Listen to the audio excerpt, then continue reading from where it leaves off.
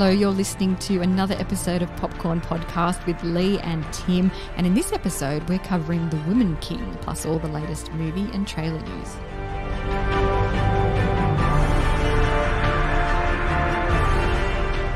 I'm Timmy Fland, movie buff. And I'm Lee Livingstone, entertainment journalist. And we love to talk all things movies. Now, The Woman King follows the journey of General Nanisca, the leader of an all-female unit of warriors called Agojie, who protected the African Kingdom of Dahomey in the 1800s with a fierceness unlike anything the world has ever seen. Inspired by true events, Nanisca trains the next generation of recruits and readies them for battle against an enemy determined to destroy their way of life. The Woman King is directed by Gina Prince Bythewood, who did The Old Guard on Netflix, from a screenplay by Dana Stevens, from a story by Stevens and Maria Bello. The Woman King stars Viola Davis, Thuso Mbido, Lashana Lynch, Sheila Atim, Hero Fiennes Tiffin, John Boyega, and Jordan Bolger. Now, I love seeing fierce as hell women kicking ass on screen.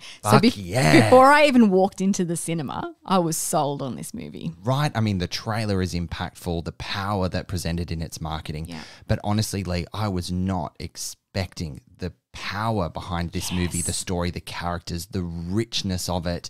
It is truly epic and far out. I'm so excited to talk about it today. Power is such a good word to describe this film. It was exciting. It was enthralling. It was a joy to watch. And we talked about the story follows Nanisca, played by the incredible Viola Davis. Wow, what a performance. Can't wait to delve into that later. She's this general who leads the Agojie, who are the King's Guard, basically. Yes. And the Dahomey culture revered women with official roles balanced by both a male and female leader, which is really interesting. Yes, that gender parity was apparent within how they structured their village in terms of leaders, and that is incredible to see. I had no idea that was part of, that sort of way of life and so long ago. And it's not just a queen, it's not the king, one of the king's wives that becomes a queen, although she does want to become the woman king. Yes. It's more a political thing, isn't it? Like a political counterpart. Yes. King Gesu's wife has her eye on being the woman king, as I just said.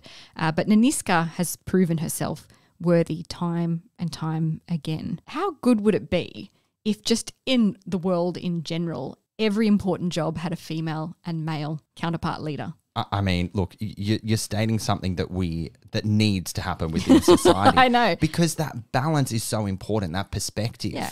Is so important. It would be like the House and Senate, only more effective. Right. And I mean, it's so wild that there was a culture and a society like this one from hundreds of years ago that existed effectively in this space with gender parity. Yet it's taken a white culture hundreds and hundreds of years to still not get there and to still not get it right and to fuck it up along the way. Yeah. It's really inspiring to see this play out in that sense because it works. Yeah.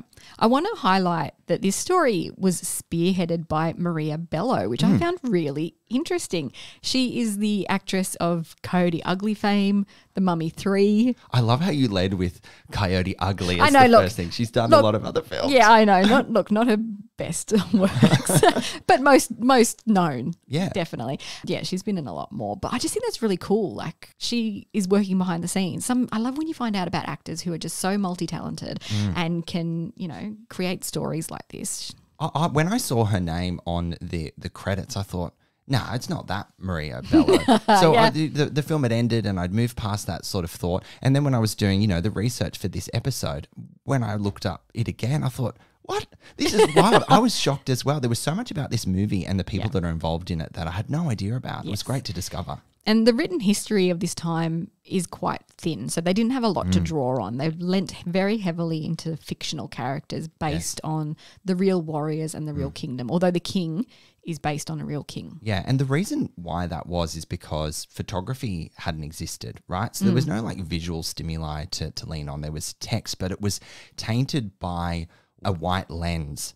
They changed it based on their perceptions of black people and were very racist towards it. So the texts that they were basing this film on aren't particularly accurate. No. And so they had to really dive deep, but then find the actual cultural significance and the truth reading between the lines. Yeah. And economically, Dahomey at this time is complicit in the transatlantic slave trade. Yes, that shocked me. There's another layer to this. Yeah. So they're selling off captives to keep the prosperity within the kingdom. This is set around the time when there's pushback starting to happen, and the young king has to decide whether he keeps doing that or whether he finds another way, which was palm oil production. Is that right? Yeah, they had to find alternate economical ways for the kingdom to prosper, and it was palm oil. I had no idea that there was that sort of complicitness in the black slave trade between villagers and white people. I don't know if complicitness is the right word. I think it was maybe like the things you have to do to keep your people alive. Yeah. I don't know. It was a really complicated but valuable angle of this movie to understand the pain behind that decision making, that they had no choice, but to also have some empathy and understand why they found themselves in that situation. And I wasn't expecting that from this story, and it made me sit up and really think about how complicated the political landscape was of the time and the advantages people took against vulnerable people. I mean, if you're being colonized, you can fight back, but if you've got no way to fight back, then what do? You just do what you can to survive. There was a line in the film that jumped out to me, which was, the white man has brought immorality to Africa. And it's a very, very weighted sort of statement to make. Yeah. What did you think about the story overall and the themes of what it was bringing in with all this slave trade and that kind of thing? I found it incredibly rich. I found it epic and sweeping and multi-layered. It was not afraid to highlight things of difficult content. And there's some fantastic character development going on stunning. as well. I will say there are some elements that they started adding to the story later in the story that I don't think were necessary. Needed. I think it was like adding all these emotional gut punches that didn't really need to be there because they'd done such a great job, and I was engaged with all the characters up until that point. I don't want to give it away, obviously, but I just don't think it was needed. Look, I was so invested in the characters and the development that all those other layers and Jengas that they added to the story, I was always there for. Right, okay. I think you could argue this film is 2 hours, 15 minutes. It's long, right? And I adored the pacing. I had no issues with the pacing, but I can understand how some people, especially in the middle section where those Jengas get added, they're just adding more and more to the layers of the characters in the story. But then what happens is they have a lot to wrap up by the end. Yes, and it is one of those films where it fades to black a few times and you come back up. They're trying to wrap up and give it a nice, neat finish, but it takes a while to actually wrap up because they've added so many layers to the story. They have to keep going from one thing to the next. But at least they do wrap it up well. Yes. They don't leave any stone unturned. You feel very satisfied with the end of certain characters or relationships and scenarios. I want to ask you one thing, though. There's a mid-credit scene. A mid-credit scene? What did you think of that? Oh, I was actually, to be honest, I semi-missed it and wasn't particularly engaged in it because I was walking out of the cinema. Yeah, you wouldn't expect it. We're not seeing a DC or Marvel movie here to expect a mid-credit scene. So I can't really recall it, sorry. How did you resonate with it? I didn't quite understand what it was about. It was some sort of ritual, wasn't it? I didn't understand what it was adding to the story, but maybe it just went over my head. Perhaps, but I would need to revisit it because... What is it, setting up a sequel or something? I am unsure, but I find that highly unlikely all the same. The Woman King Part 2. I would fucking watch that though. Yeah, seriously, sure. I would. I'd be there. Can we talk about the stunt work and the choreography in this film? Because it's out of this world. The choreography is outstanding by Daniel Hernandez, who's done some Marvel films and he's worked with director Gina Prince Bythewood on The Old Guard.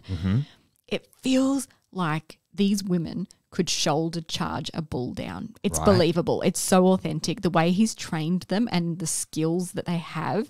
And he said that the actors did about 90% of their own fight scenes. I mean, I just want to clap for these women. Right? Wow. Bar jumping off a cliff into some water. Yep. Fair enough. I don't know if I'd want to do that. You can take that, mate. You can take that. The fighting is all them and it's so damn good. Physically, they presented as real strong warriors. They weren't lean, they were muscly and they were strong and those bodies were celebrated and it was just so fucking awesome to see. Even the smaller ones, they taught them the fight skills in a way that they could use that height to their advantage and they gained momentum instead of being brute force. You know, one of the younger recruits would use her momentum to flip people over and get them. And I was just... That's one of my favourite fucking moves in martial arts. Yeah, everyone had their own fighting style and skills on display. So it was very nuanced because also these Agojie women had all been brought in from different parts of Africa. Some were captives, some were part of the Dahomey Kingdom. So they were all different and it was all on display, which was really amazing. And that's the thing. They were all different, unique, and their skill sets were so beautifully realised visually, and you knew exactly which character you were looking at based on partly their fighting style and the brute force or the agility behind it. Get this, so they trained twice a day, 6 days a week, strict meal plans, doing martial arts training to build muscle. I mean, right from the beginning, this film presented as so visceral, violent, but it just hooked you in, and the skill of the stunt people and the cast was just amazing. And let me just point something out to you for a second. Viola Davis was 56 years old when she did this film. Just think about that for a second. Wow. Jesus, she looked incredible. Honestly. I also want to point out there's one scene in the film in terms of the fight choreography where a knife goes through a character's arm. Oh, yeah. And she still uses that knife through her arm to kill her opponent. How badass is that? I mean, not only was this story so rich, right, and layered, but visually and in how those moments come together are so fucking cool. Yeah. It's so brutal and you're cheering these characters on. And even though how ridiculous that might seem, because it sounds ridiculous, right? It absolutely sounds ridiculous because it is, but it works and it's you fist pump through this movie constantly. It doesn't look ridiculous. It looks tough as hell. Yeah, right? and look, if you're unconvinced that these women are tough as hell, you're certainly on the same page with that moment. I tell you what, gosh. Speaking of Viola Davis, we've mentioned her recently in our Black Adam review. I believe we referred to that bitch. Amanda. No, not Viola Davis. Not Viola Davis. Amanda Waller. Yeah. Amanda Waller is that bitch. Let's just be clear about that. Viola Davis is fucking incredible. Yeah. So she plays Nanisca, who is the general of the Agojie. She's Miganon, I believe they call her. Right. A warrior in the truest sense. She's really solemn. She's very serious a lot of the time, but you know, some lighthearted moments come out every now and then. Yes. And she's coming to realise that her time as a warrior might be over soon. And so she's looking to what's next, which is possibly becoming the woman king. And that leans into her skills in understanding the political world as well, and her as an innovator in cultivating new economical prosperity for the village. To move away from the slave trade. Yes, and into palm oil like we mentioned before. I want to call out a quote that Viola Davis has said of the film. She says, "I saw my femininity in it. I saw my blackness in it. I saw a really important part of history in it. I always say any part of history is important, even the small parts. And I think that this is a story that the world is hungry for." The history is really interesting as well because we've talked a little bit about this. It shines a light on some really difficult times, but also wraps it up in a sort of rose-tinted lens, which I guess is expected of these films, isn't it? Yeah, I mean, that's a really interesting point. Did you think that things wrapped up a little too neat towards the end? It wrapped up with hope. Hope, which is a beautiful thing. I think we know after hundreds of years of history that there were even more difficult times ahead for the African nation. So that hope is something to hold on to, but it certainly isn't It's not realistic. It's not realistic. No. It's not real. No, but it was still enjoyable to watch. It leaves you with that sense of coming out of the cinema and going, that was really cool. Yeah, goddamn, I loved it. Yeah, you feel empowered. You don't want to walk out of there being depressed, obviously. No, not at all. But yeah, I mean, just something to keep in mind with the story. It's not completely... Look, I want to call this out. I don't have much to say about it, but I found it a little shocking or interesting that the two screenwriters behind the film are women. Amazing. That's not my point. But they were white women. And I thought, of course, there was deep research and understanding in the crew and everyone being involved and certainly the cast, obviously, with that black representation. Yeah. But I was a little disappointed that it was two white women behind the words. Look, it's definitely something to mention and call out for sure. But I think Gina Prince Bythewood, in terms of the below-the-line crew on the film, she hired the right kind of people that would make this authentic. Right. So, yeah, I mean, it's not 100% lived experience. But you used a word, authentic, and this film certainly looks and feels and plays out authentic. So you certainly take that away from it. It does. Let's talk about some of the other characters. Nawi, who's played by Thuso Mbidu. She's a character actually named after one of the last known Agojie who passed away in 1979. Is that right? Yeah. Wait, 1979? Right? Yeah. That's very recent. Yeah. So this young character comes into the Agojie. She's very stubborn. She's very headstrong. And she finds a kinship with Lashana Lynch's character, Agojie. What a beautiful relationship that is. It's a lot of fun. It's cheeky, but it's deep and connected. Yeah. Because they see each other in each other, which is really beautiful. Yeah. You know, Nawi is so determined. She's got grit like no one else. Yeah. And she has no choice. Her father throws her into the kingdom. Yes, because she won't get married. She won't get married. And that's like, yeah, girl, you don't need to go off and get Yeah. married to some old middle-aged man. Yeah. You do you, but it's about her finding her true identity and purpose and listening to what her fate is. And that's a really beautiful journey to follow with this performance. She is quite headstrong, sometimes insolent though. Doesn't really obey authority very well. No, not at all. And barely learns from her lessons. But that makes for great conflict and drama in a film. It does. You know, I was really excited to see Lashana Lynch in this film because I actually didn't realise that she was in it. Neither did I. We've seen her recently in No Time to Die, the James Bond franchise. Which I was recently rewatching and going, I'm just having a bit of a love affair with her right now. Yeah, she's really cool. She plays Agojie, as we said, a skilled lieutenant in the Agojie who mentors Nawi. She's funny, she's lighthearted, but God, she's deadly. Deadly and funny. What a combination is that? She was one of my favorite characters. It's hard to pick my favorite character in this movie because they all held their own and they were so deeply fascinating and interesting and multi-layered. But you called out her being funny. This movie was funnier than I thought it was going to be. Yeah. I was not expecting But not it funny. to be partly a comedy at times. But not funny ha-ha, like just lighthearted in some moments. Witty. Really witty. This is one of my favorite lines in the film. While she is training the young women, are you training to cook? You are cutting a body, not a lamb. And I just loved it. I loved those lines that showed up. We have also Sheila Atim playing Amenza, who is Nanisca's right-hand woman. She was once a captive, and then she's worked her way up to be a really close friend of Nanisca, and the two of them share this big secret which comes to light a bit later in the film. They've got a beautiful, strong bond. They It's understand lovely. each other. There's almost this shorthand. And there's the respect, though. She would never voice her opinion in front of the other women. She'd pull her aside and share her piece. Yeah. But then respect the response that comes with it. Yeah. The friendship, the kinship between these women is truly inspiring. It's one of the best things about the film too. It's Got really chills. enjoyable. Yeah. And Amenza is also a spiritual leader of sorts. So maybe that's what she was doing in the mid-credit scene, something spiritually, ritually summoning the sequel to The Woman King. I wish I understood the significance of it. Somebody tell us the significance. Please. Then we've got John Boyega, who plays the king. He's a revered and respected king, very young king though, and he's presiding over this crucial period in Dahomey's history where he has to decide if the slave trade is something they should be participating in or whether he needs to protect his people. I liked when he showed up intermittently throughout the film because the women are the focus here. But you have a leader, this king, who's at a crossroads in his leadership and he's got a decision to make. But I loved how his character was written in a way where he consulted with people to help him come up with his decision. Yeah. Because ultimately he wants his people to prosper.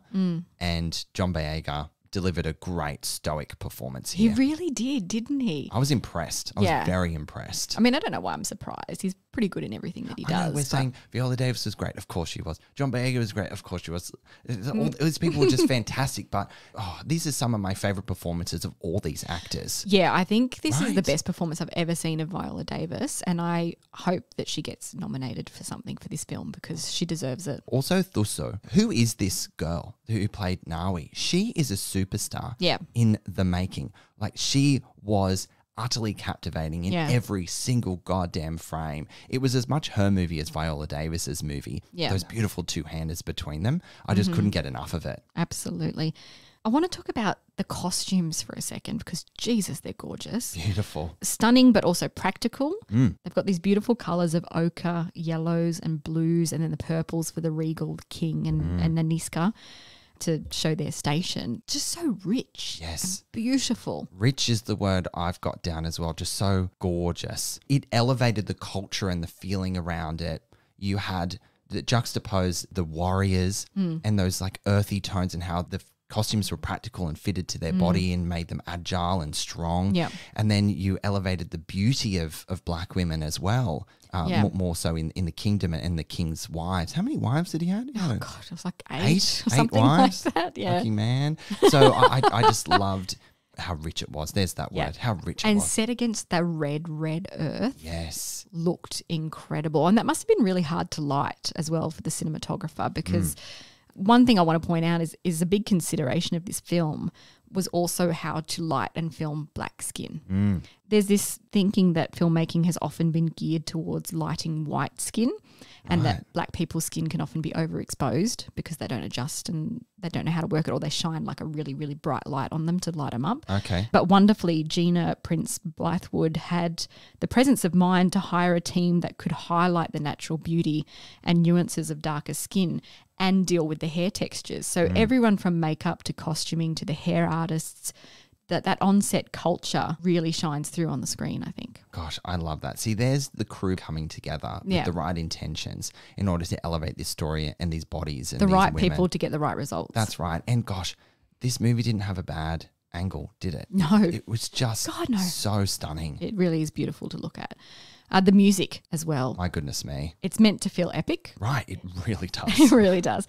It's an epic film. There are also ethnic elements woven into the score that create such drama in some moments. But what I really loved was the sense of joy and culture. Yeah. In a few moments, you got that really beautiful sense of celebration in some parts. Oh, that's so true. That is such a beautiful thing to say, because you have paired with the rhythms, the choir, the drums, like just elevating that sound, that cultural sound, but positioning it in moments of celebration, as well as the drama and the epic scale of the fight scenes and all the rest of it, is just this stunning, consistent red thread that runs through the movie, and it's the music. 100%. All right, Lee, how about it? Should we wrap up and rate our take on The Woman King? Let's give it a shot, shall we? Power, awe, and excitement are three words that come to mind while watching The Woman King.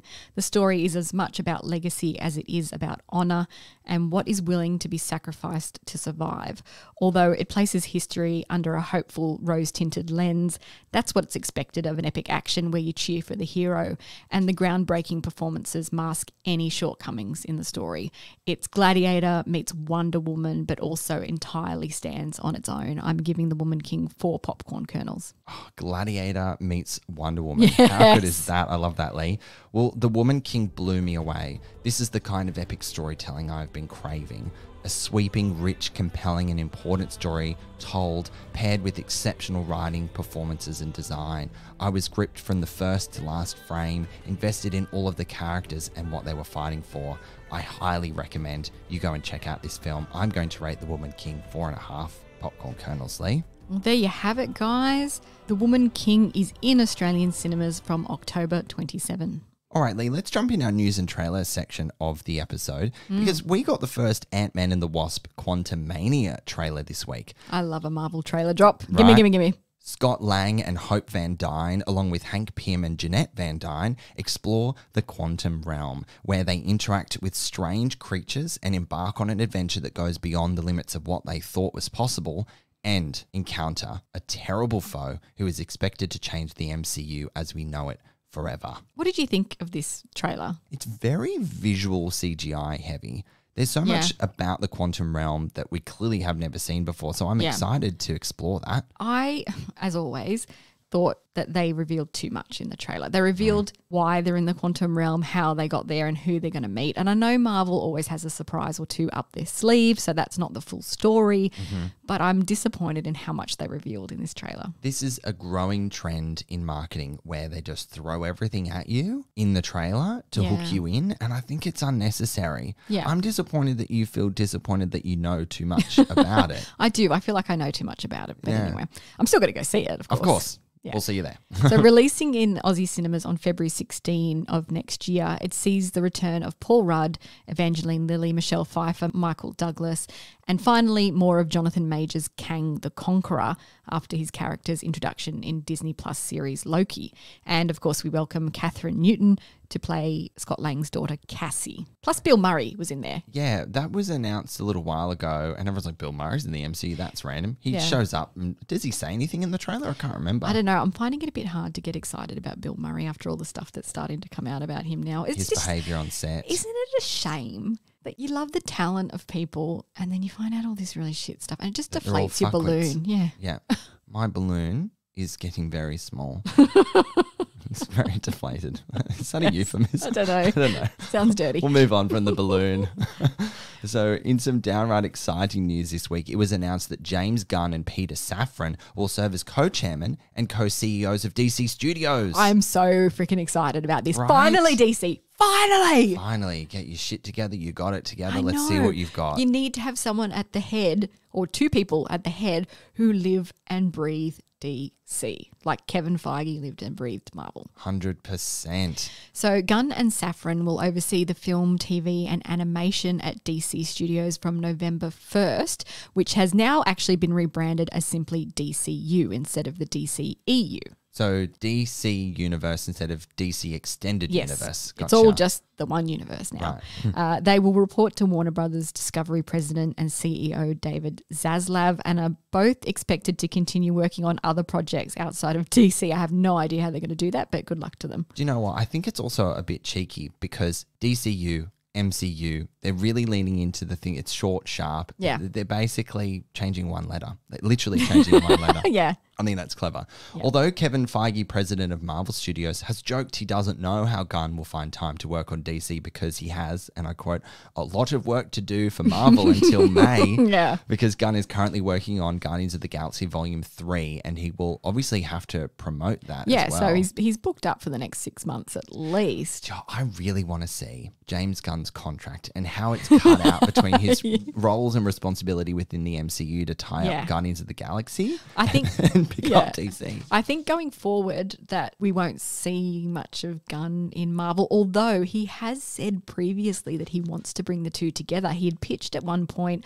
a Guardians of the Galaxy and Suicide Squad crossover.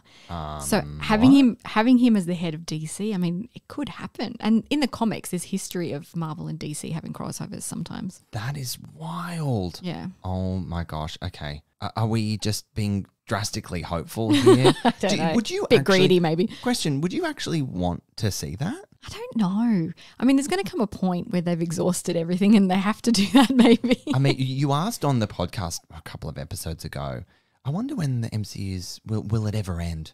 I mean, what if it ended with that? What if it ended with some sort of like epic crossover and then we all move on with our lives? We all move on with our lives. It's getting to the point though where they've got so many loose threads in the Marvel universe because it's expanding so much and so fast. It's just exponential, isn't it? Yeah. So there's so many threads going on at the moment. It's really hard to keep track of. MCU Phase 4, the loose thread phase. Yeah. That's what it is. Tie some shit up. Tie some shit up, guys. Come on. Gunn and Safran said in a joint statement of the announcement, "We're honoured to be the stewards of these DC characters we've loved since we were children. Our commitment to Superman, Batman, Wonder Woman, Aquaman, Harley Quinn, and the rest of the DC stable of characters is only equaled by our commitment to the wonder of human possibility these characters represent." It's a very florally language here. "We're excited to invigorate the theatrical experience around the world as we tell some of the biggest, most beautiful, and grandest stories ever told." This is just such huge news, and I think it's the right move, and I'm really excited now to see where they take the DCU. Right, me too. Fix the damn thing. Fix it, please, God. We can trust them though. We can absolutely trust them. You think so? Yeah. Famous last words. Yeah. No, I do trust James Gunn explicitly when it comes to this world. Good. Speaking of James Gunn, the Guardians of the Galaxy holiday special trailer for the upcoming Disney Plus TV special dropped this week too, highlighting another adventure for the Guardians. Written and directed by James Gunn, it reunites the gang of Peter Quill, or Star-Lord, played by Chris Pratt, Mantis, Pom Clementif, Drax, played by Dave Bautista, Rocket, played by Bradley Cooper, Nebula, who's Karen Gillian, and Groot, who is voiced by Vin Diesel, as they return to Earth to give Peter Quill the Christmas he's always wanted. With Drax and Mantis determined to find Star-Lord the best Christmas present ever, Kevin Bacon. That's really cool. Yes, you heard correctly. Mr. 6 Degrees of Kevin Bacon himself is joining the MCU in one of the funniest ways possible. But it isn't just an excuse to have Quill's love of Footloose star Bacon realised. Gunn has also confirmed it will fill in some gaps between the events of Thor, Love and Thunder and Guardians of the Galaxy Volume 3. So what they got up to when Thor left them. Yes, and also the loose threads. Or they left him. Who? Yeah. I'm pretty sure they dumped him. It was a mutual dumping. Yeah. So Gunn has said although the holiday special is a standalone story, it contains a lot of fun new facts about what the Guardians have been up to for all these years. We don't have to wait long. Guardians of the Galaxy, the holiday special, will be available to stream on Disney Plus from November 25 with a subscription to the service, obviously. Now, Lee, your favourite Alexander Skarsgård is set to make his directorial debut with The Pack, starring alongside one of our other favourites, Florence Pugh, who is in high demand at the moment with roles in Christopher Nolan's Oppenheimer and Dune Part 2, which is currently filming. Not that you're wrong, but why is he a favourite of mine? I don't know. I think you love him. Do I? Yeah. In the Northman episode, you love him. Okay. I mean, surely there's more than that. That's the only thing I can think of now. We've mentioned him a few times. He's pretty impressive. I don't know if he's up there with my, love for Dwayne Johnson and Henry Cavill. Yeah. Oh, right. He's a close third. Oh, Hugh Jackman, please. All right, now he's a fourth. Okay, he's dropping quite far down the list now. It's quite far down. The Pack, which begins filming in March, follows a group of documentarians who brave the remote wilderness of Alaska in an effort to save a nearly extinct species of wolves. When the crew is brought back together at an awards ceremony, tensions flare as a deadly truth threatens to unravel their work. Gosh. Sounds tense. Dramatic. I'm loving this trend of actors becoming directors, like Michael B. Jordan, now Alexander Skarsgård. I'm sure there's many more. Like, some are really suited to it. Yeah. Well, I can't wait to see what they bring to the party. Do you know what? There were little whisperings this week as well that Michael B. Jordan was going to take over the Blade project. Really? As director? Yeah. How good would that be? Because the director fell off that project recently. He did. But I don't think it's going to happen. I think they've tapped someone else. But I got really excited about that for a second because I thought, ooh, yes. Me too, but you know what? I'd want Michael B. Jordan to be in Blade. Right. But he can't be because that's part of the MCU and he is in the Black Panther franchise. So he couldn't play as another character. No, he couldn't be in it, no. Oh, but see, I he want could direct him to. it. He can direct it, that's fine, but I still want him to show up. Yeah, but I don't think that's going to happen, unfortunately. I think they've tapped someone else. But yeah, when I heard that piece of news, I was like, oh, yes, please. Oh, gosh. Okay, well, that's disappointing that's not going to happen, but we can fantasize about it all the same. That's it for another episode of Popcorn Podcast, everyone. We covered off The Woman King, which we highly recommend you go and see. And you can catch it in Australian cinemas from October 27. All right, friends, as always, thank you so much for listening. We'll catch you next time. If you enjoy our episodes, head over to Apple Podcasts and subscribe. While you're there, we would love you to rate us and leave a review. You can also find us on Spotify, Google Podcasts, iHeartRadio, Amazon Alexa, and where all good podcasts are found.